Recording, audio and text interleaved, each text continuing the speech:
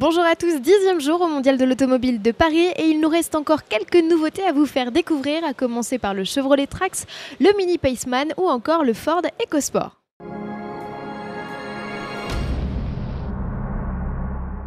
Avant de débuter ce journal, quelques images de la visite officielle de Jean-Marc Ayrault au Mondial. C'était hier, lundi, le Premier ministre est allé prendre le pouls des constructeurs français sur leur stand. Il en a également profité pour découvrir leurs nouveautés. Une visite sous haute tension et toujours bien encadrée, qu'il s'agisse de la presse, du service d'ordre ou des curieux. Page politique tournée, parlons produits.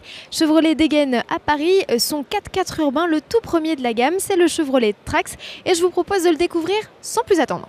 Pour mener à bien son offensive sur le segment des SUV urbains, mené de main de maître par un certain Nissan Juke, Chevrolet s'est associé à Opel. Les deux constructeurs ont développé sur une base commune deux petits baroudeurs, les Moka et Trax.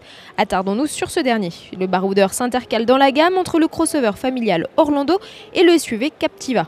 De ses aînés, il reprend la face avant typique, une large calandre séparée par un nœud papillon doré. Le Trax mesure 4,20 m, soit 3 cm de moins que son cousin germain. À bord, 5 adultes prendront place.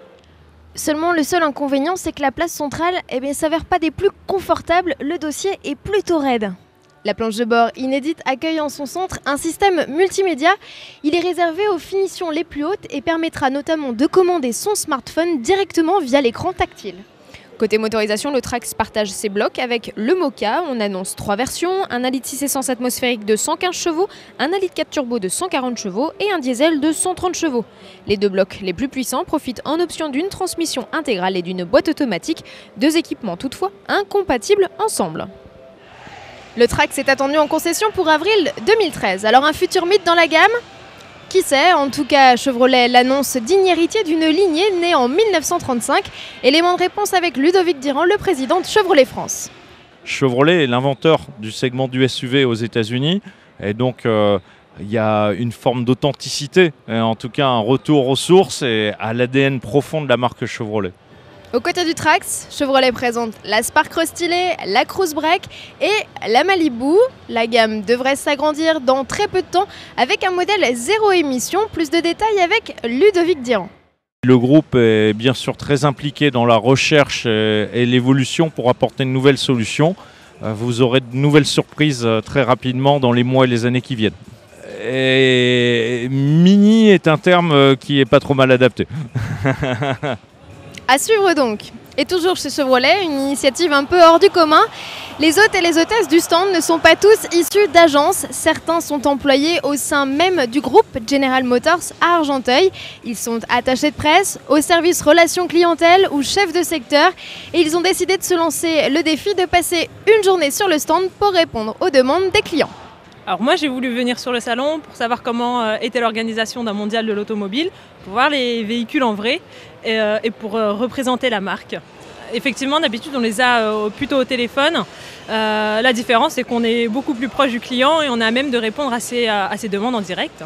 Et j'ai dû répondre à des questions que je n'avais pas l'habitude de répondre et puis de faire prendre des photos, alors que d'habitude ce sont les journalistes qui prennent des photos, donc là c'est moi qui prenais des photos. Ou il y a des Américains qui me posaient des questions sur les Corvettes, ça c'était très drôle. Des couples qui se posaient des questions, qui se disputaient aussi, alors on est un peu obligé de faire tout ça et moi j'ai pas du tout l'habitude pendant les journées presse. Je trouve l'expérience enrichissante, se confronter au public, voir les attentes de nos clients. Je trouve ça très intéressant. C'est quelque chose que je connais par des fonctions passées, mais c'est toujours bien de revenir aux réalités du terrain. Je connaissais déjà le produit, mais on nous a quand même fait un petit rafraîchissement et une formation pour l'ensemble du personnel sur 2 jours. Chez Mini, pas d'opération de ce type. Le constructeur branché préfère présenter le Paceman, son tout nouveau modèle, au doux son de 7 de DJ. Ils sont 5 à se relayer derrière les platines. Mais plutôt que de parler musique, parlons tout de suite voiture avec la découverte de ce nouveau modèle. On ne change pas une équipe qui gagne. Mini décline son style néo-rétro sur le 7e et nouveau modèle de sa gamme, la Mini Paceman. Plus grand que la Mini Berline, mais plus petit que le SUV Countryman, vrai coupé mais faux tout-terrain, le Paceman est la définition même du crossover. Directement dérivé du concept du même nom découvert au salon de Détroit en 2011, il n'a que peu évolué en passant du prototype à la série. Strict 3 portes, il garde donc sa face avant de Countryman, ses plastiques noirs apparents pour le côté baroudeur et une ligne de toit flottant aussi fuyante que dynamique. L'habitacle en revanche se veut plus typé confort que sportif. Particularité, 2 sièges individuels sont installés à l'arrière, chacun doté de 2 accoudoirs.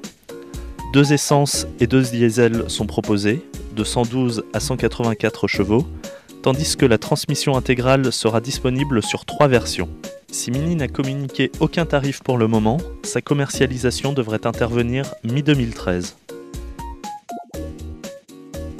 Et toujours dans la catégorie des tout-terrains de poche, Ford présente le EcoSport. Seulement le modèle a disparu, il était là que pour les journées presse. Ce n'est pas grave, nous avons fait des images et c'est Maël Pilvin qui se propose de vous le faire découvrir.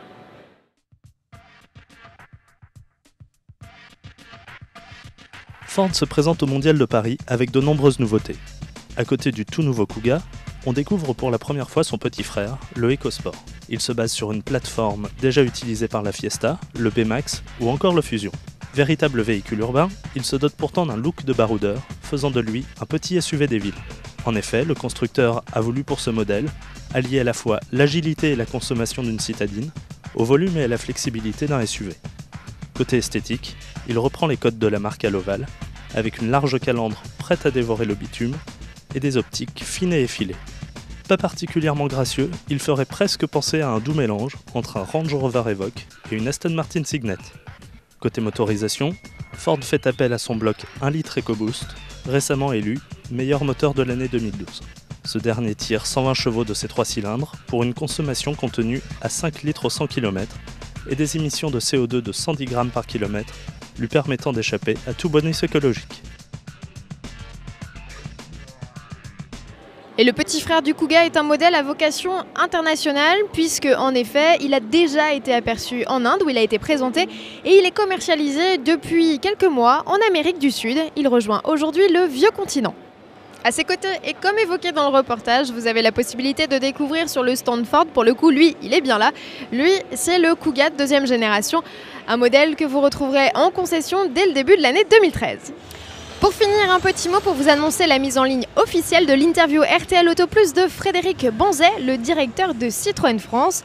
Une interview à retrouver en intégralité dès 18h sur les sites rtl.fr et autoplus.fr. Nous, on se dit à demain.